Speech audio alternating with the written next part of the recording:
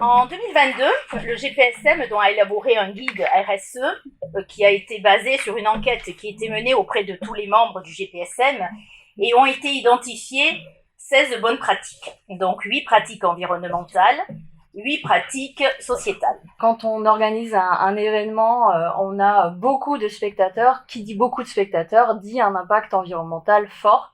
Et il y a des bonnes pratiques dans le guide qui permettent justement de diminuer cet impact. Parmi les exemples, on trouvera aussi notre fauconnier qui est sur site en permanence avec ses animaux. Donc, où on a pu passer de 40 collisions en 2021 à une seule collision, donc collision entre voitures et oiseaux, en 2024. On a également un plan de gestion de la biodiversité. Tous les sites Michelin aujourd'hui ont un plan de gestion de la biodiversité en France et en Europe, avec de grands axes et beaucoup d'ambition sur 2030. Le guide qui a été transmis à tous les circuits et qui propose 50 actions, donc qui vont de petites actions qui peuvent concerner par exemple le tri des déchets, à de grandes actions qui peuvent concerner par exemple l'installation de panneaux photovoltaïques.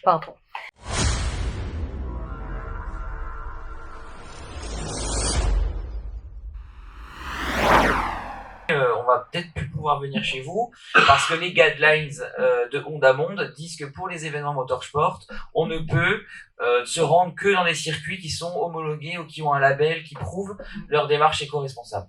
Étant homologué FIA grade 3, on s'est dit bon allez, partons sur le label FIA. Moi j'avais vu qu'il y avait que le Castellet et le Mans qui disposaient de ces étoiles. Je me suis dit bon, ça va pas être évident. Et aujourd'hui, on a la chance d'avoir une étoile. On est le 3e circuit en France à avoir une étoile FIA. Je suis content de l'avoir fait parce que honnêtement, on a gardé des clients. Hier, en commission circuit, il y a d'autres circuits qui ont pu nous dire qu'ils ont eux perdu des marchés parce qu'ils n'avaient pas de certification ou de politique RSE claire.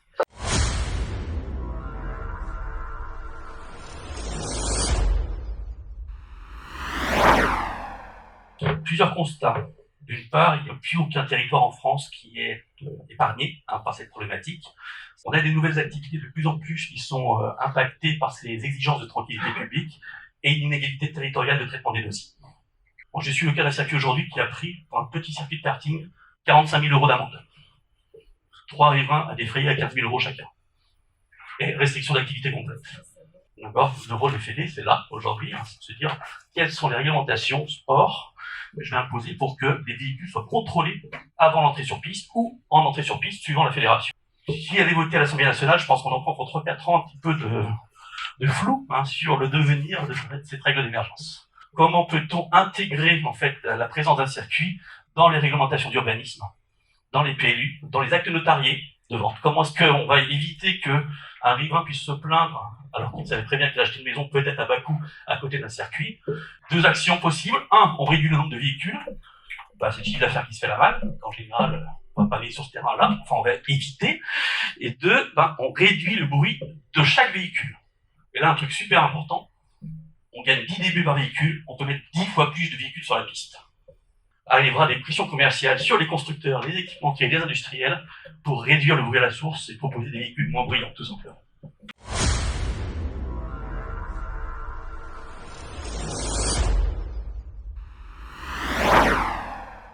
Il s'avère que le XXIe siècle, lui, est clairement marqué. Il y a une mutation des enjeux par la question de la tranquillité publique. Que finalement, les journées de dépassement des émissions sonores étaient notamment associées à des journées moto. Alors le constat, c'est qu'aussi nous avions une méthode de contrôle donc du niveau sonore des machines qui n'était finalement plus adaptée. La méthode était désuète. Auparavant, c'est une méthode qui se faisait donc en statique. La moto était à l'arrêt. On devait la contrôler à un régime moteur donné en fonction du nombre de cylindres qui l'équipaient, et ça nous donnait une valeur. Cette valeur était fixée à 102.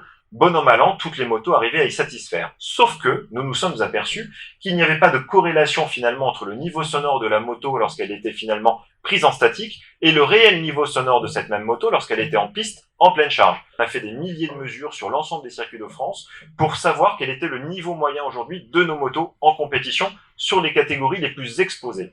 Désormais, voilà, les choses sont très claires, vous êtes en infraction, il y a des sanctions, et les choses se font de manière automatique et en totale transparence. Avant même de commencer une épreuve, il fallait que tous les pilotes arrivent plus tôt, on s'amuse à les prendre un par un, donc en sonomètre, un régime en statique. Il s'avère qu'aujourd'hui, l'avantage, c'est que dès qu'ils prennent la piste, ils sont contrôlés en permanence à travers donc le système de la mesure en dynamique.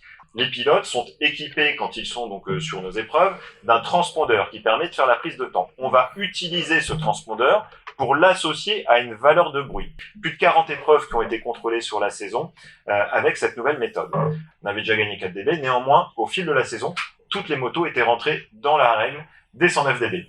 Et 2 dB, comme je vous le disais, c'est extrêmement important, puisque quand vous êtes sur ces 3 dB, c'est 50% de pression acoustique en moins pour des riverains. En tout cas, il est hors de question qu'on pénalise la collectivité pour quelques-uns. Le bruit n'est pas corrélatif à la performance.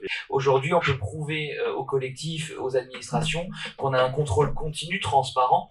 Et moi, chez nous, l'ARS, les maires des villages ont les codes de nos sonomètres et peuvent regarder que les contrôles qu'on faisait à 9h sont toujours valables encore à 17h. Profiter pour tordre une idée reçue. En fait, un véhicule électrique, malheureusement, ne fera pas moins de bruit qu'un véhicule thermique. Le bruit de roulement à partir de 40-50 km/h devient plus important que le bruit du moteur. Pour ajouter du bruit, parce qu'on a eu des demandes des personnes malvoyantes, des aveugles, qui voulaient en fait être informés de l'arrivée d'un véhicule à proximité d'eux.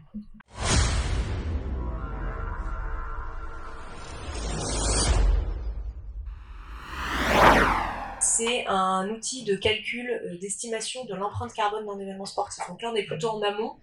Je prépare un événement, je veux entrer dans une démarche de durabilité, j'estime l'empreinte carbone de mon événement et adossé à ça, j'ai des outils, des bonnes pratiques, des idées pour réduire au maximum l'empreinte carbone de mon événement. C'est un outil qui est en ligne, qui est gratuit et qui permet d'entrer dans une démarche un peu monitorée de son événement. Sachez que le sport est le seul domaine, le seul secteur à se doter d'un PNAC sur ces questions, sur son secteur. Il faut le dire, le sport est exemplaire. On a listé les impacts par type de famille de pratique. C'est plus 2,7 degrés en 2050 pour la France.